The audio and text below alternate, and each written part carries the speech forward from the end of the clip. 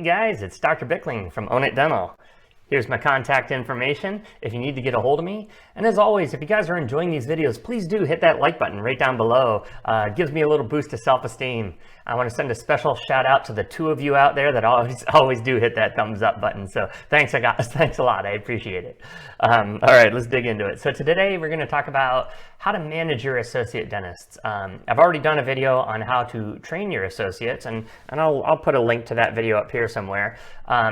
But once they're already trained and they're on board, how do you manage them? And that's what we're going to talk about in today's video. So let's dig into it.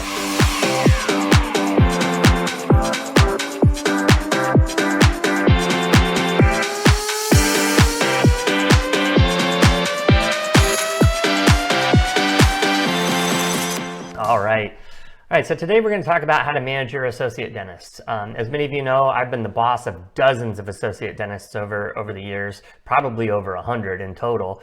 And I've run into every problem there is. So I have some of the most experience in training and managing associate dentists of pretty much most people in the entire world. So lots of experience here. And one of the things that I can tell you, the main thing is if you want to manage your dentists, plain and simply, you can't. There you go, ladies and gentlemen. Thanks again for joining me. Hit that like button on the way out, and I'll see you on the next video. No, I'm just kidding.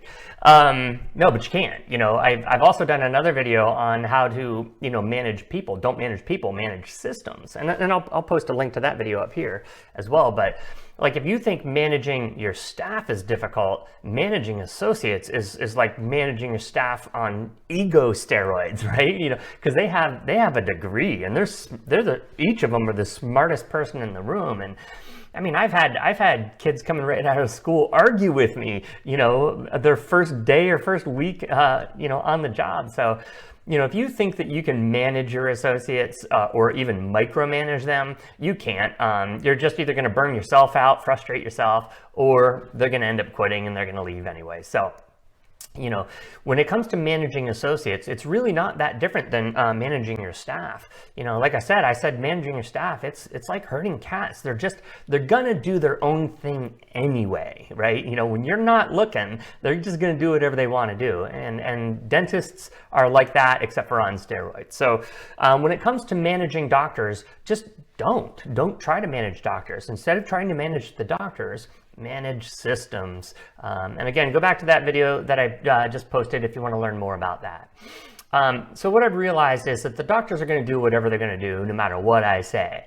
However, if I have systems in place that allow me to measure certain behaviors or certain goals and expectations that I find are important, then I'm going to make sure that those are met, and how they find them or get to those goals is really up to them, so long as it's moral, legal, ethical, and all that stuff. So let's dig into it a little bit.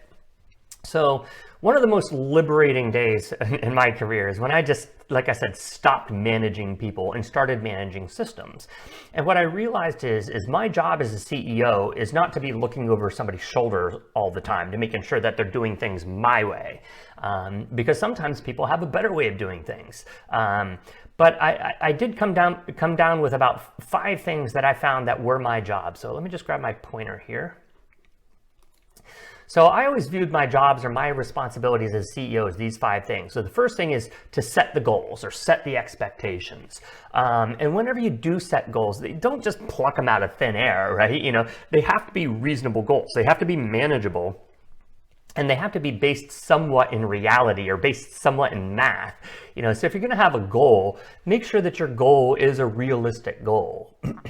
And then the next thing that I do is I want to make sure that I'm giving my staff and my doctors the resources that they need to meet those goals. And when I say resources, that could be anything. It could be they need the equipment in order to meet those goals, or maybe they need the amount of staff to help them reach those goals. Sometimes the resources means they need a certain number of patients. If I'm expecting my doctor to produce a minimum of $60,000 a month, well, they need a certain number of patients in order to do that. So not only should I set reasonable expectations and reasonable goals, I also need to give my staff the resources that they need in order to attain those goals, because these goals should be attainable. And then what I do is I just get the heck out of the way. Once I did that, I was able to run 2 offices on as little as 6 hours a week, because I'm just setting the goals, giving them the resources that they need, and I'm just getting the heck out of their way and letting them do it. But in the next few steps, this is where systems usually fall apart, and that's when it comes down to, are you really holding people accountable? Systems usually always fall apart at the top, whoever's monitoring the system. So then, in a certain time interval, I'll measure the results. It could be weekly, it could be daily, it could be monthly, but I'll measure the results, and I'm making sure that my doctors and my staff are meeting those expectations, and I hold them accountable to meet those expectations. If for some reason my doctors fall short of a goal or fall short of an expectation, we have a meeting, and I sit down and I simply ask them why. And instead of me telling them what to do in order to meet those expectations, I usually ask them, you've fallen short of these expectations. Tell me what your plan is in order to meet that, or tell me what I can do right here, what resources you need from me in order to meet those expectations, and so on and so forth. But these two right here, the measuring of the results and the holding doctors accountable, those are done at a certain time frame. Maybe it's once a week, maybe it's once every other week, maybe it's once a month. You sit down with your doctors, you sit down with your staff, and you go over the results that you've set, the goals that you've set, and the expectations. So let's talk a little bit about setting goals. I like to set SMART goals. I said that your goals should be reasonable, but first they need to be specific, right? Anything that's within a system needs to be objective, right? If you tell a doctor something that's, a subjective in nature, it's going to be wide open to interpretation, and, who knows what they're going to think. So, if I say, I expect you to produce a lot, well, define a lot. A lot can mean different things to a lot of people. To me, a lot might be $150,000 a month, but to a new grad coming out of school, a lot could be $30,000 a month. So your goal has to be very specific. It has to be a specific number, or you should be able to answer that question with a yes or a no. It has to be objective in nature. It has to be measurable. Again, that's just part of it. It has to be measurable if it's going to be objective in nature. It has to be achievable. Your goals need to be based in reality. I have clients who I hear their goals and I'm like, well, where did that number come from? It's like you just pulled it out of the air. You did a certain amount this month, so you want to do 2x that next month. It doesn't make any sense. And all you're going to do is you're going to demotivate your staff if the goal isn't achievable, if it's not realistic. And in addition to being realistic, it also has to be relevant. Is it relevant to whatever you're trying to accomplish? Does it mean anything if they meet this goal or not? And then lastly, it has to be timely. A goal without a deadline is just a wish. It's not going to happen. So typically, in dentistry, we'll measure things on a monthly basis. So it might be good to sit down with your doctors at least once a month and go over the goals that you've set for them. Have they met those goals? And if so, or if not, why not? So let's dig into the specifics and let's see what are some of the things that I used to, the goals I used to set for my associates. So as I saw it, there were 4 things that I felt were important when managing my associates, or 4 goals or expectations that they need to meet. And yours could be the same as this, or yours could be different. You might want a few more, you might want a few less, but I think 4 to 5 monthly goals is good enough. Anything more than that can become a little bit, tiresome. So the first thing, and you're going to see that these are specific, measurable. They're achievable, they're realistic, and they're timely, each of these goals. So they're SMART goals. Monthly production or collections, or both. Production's probably the easiest, but or the most relevant there, but you'd measure it by the month, and maybe you have a goal of, I want you to produce at least $60,000 a month. Maybe that's your minimum production goal. I'm just using that as an example. All right, so that's fine, no big deal.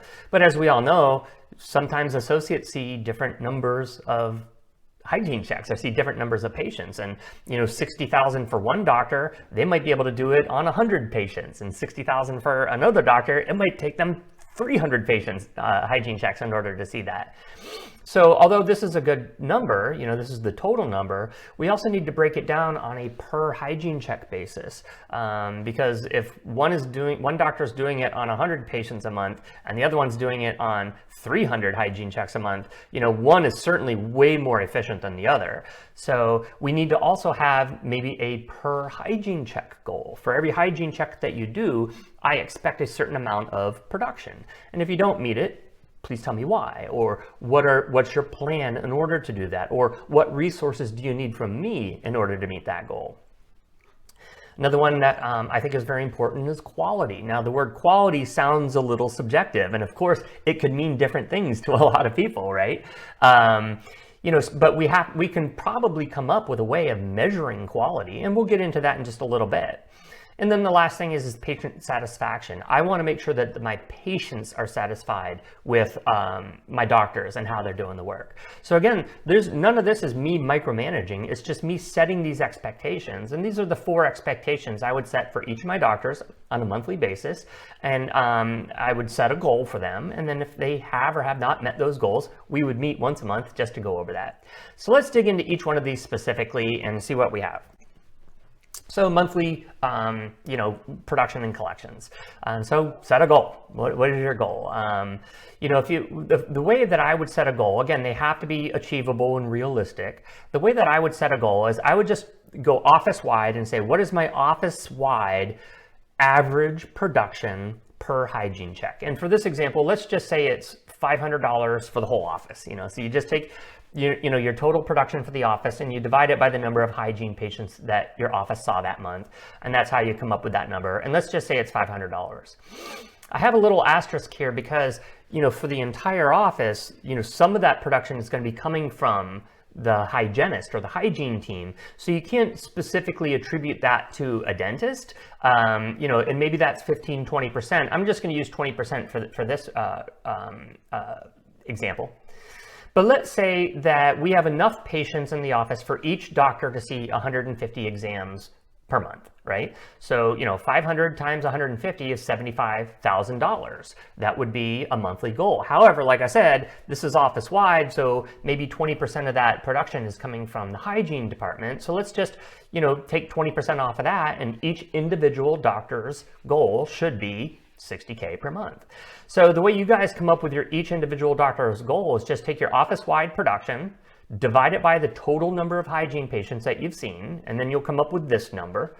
And then just multiply this number by, whatever the doctor's, proportional share of the hygiene patients is, multiply that by this, and then you'll come up with this, and then just multiply this by 0.8, or take 20% off of that, and that should be an individual doctor's minimum production goal for the month. And that's a realistic goal. It's set in reality. It's based in math, and it's based off of what you're already doing. So there's your monthly production or collections goal, however you want to run it, one or the other.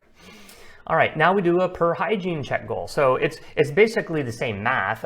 You take your office's average, divide it by whatever percentage the hygiene department contributes. There you go. And so you get the $500 per hygiene check, just like we did on the last one. But then you just multiply that by 0.8, and so you come up with $400 per hygiene check. So at the end of the month, again, you take that doctor's total collections and you divide it by the number of hygiene checks that they see, and it needs to exceed $400 a month, or $400 per hygiene check. If it didn't, you simply ask the doc, hey doc, your total collection was fine, but it took you 300 patients to do that. So you fell well short of, our per hygiene check goal. Tell me why.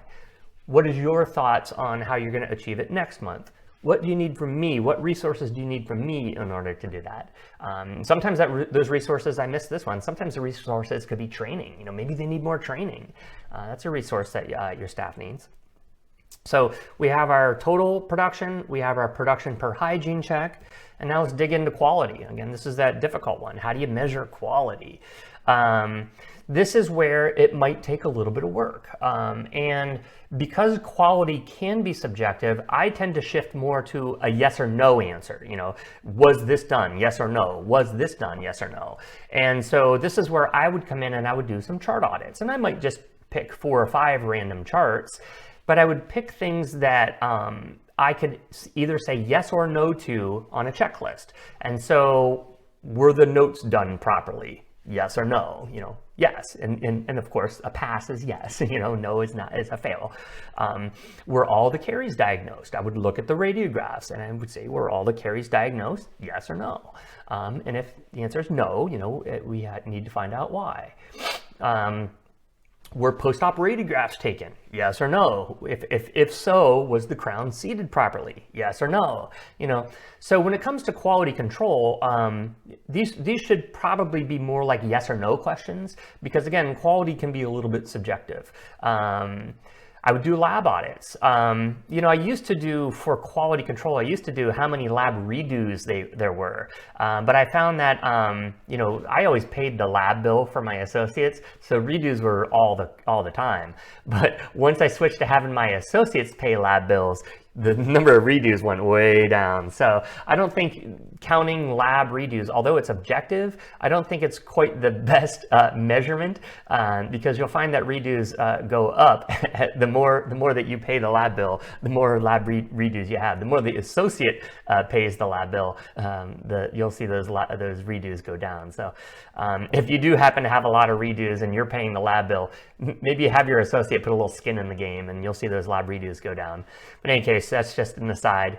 But again, when you're doing these post-op radiograph checks, did the crown fit? Yes or no? That's a good indicator of quality. So again, when you get into quality, these are probably going to be more yes or no questions rather than subjective questions. But if you have another objective way of measuring, please feel free to go ahead and do these, or even drop them in the comments down below. That'd be fun too. Help us all out.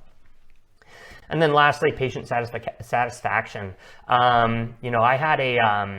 I had an app called Next Health, and I'll drop the link in the comments down below, but I mainly use them for online booking. However, whenever a patient would come in, they would send the patient a text after their appointment. How was your visit? Rank us 1 to 5.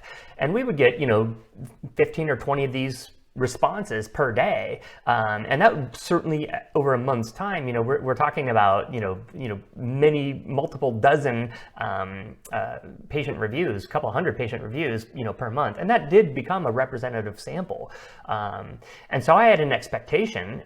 I want each of my doctors to average 4.8 stars or better in patient satisfaction. So that's an objective number.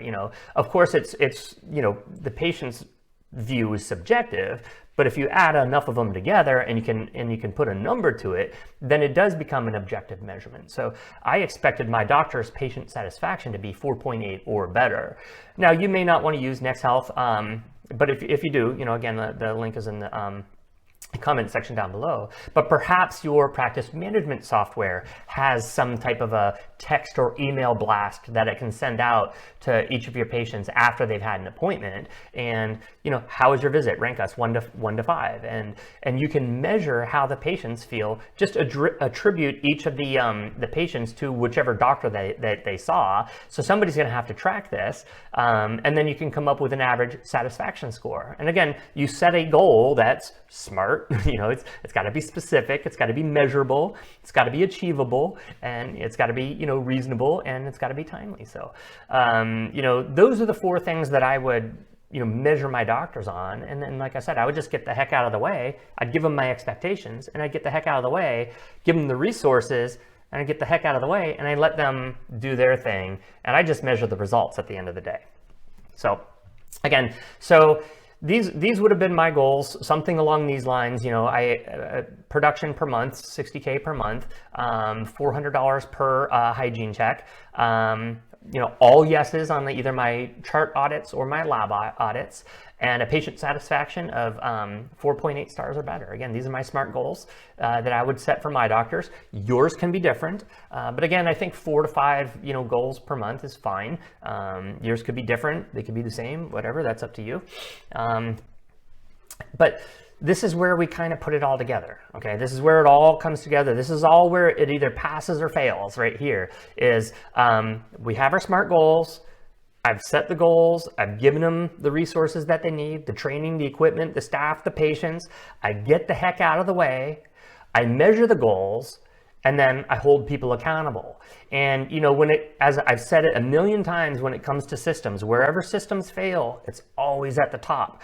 It's always the person, whoever's holding them accountable. All right. So this is where you, as the senior doctor or the owner doctor or the chief dental officer or whatever your position is, this is where your job comes in. And this is where you have to hold yourself accountable, because any of these things could be done perfectly, but if you're not holding the doctors accountable to meet these goals, it doesn't matter how smart these goals are. If nobody's holding them accountable, they're just not going to get done. And, things will, dissolve into entropy like all systems do. So in any case, I hope you enjoyed this video. I know there was a lot into it, but I just wanted to dive into the specifics a little bit and give you guys an idea of how do I manage dozens of doctors? And the answer is I don't. I just set the goals, I set the expectations, I give them the resources that they need to meet those goals, I get the heck out of the way, but I measure the goals and then I hold them accountable.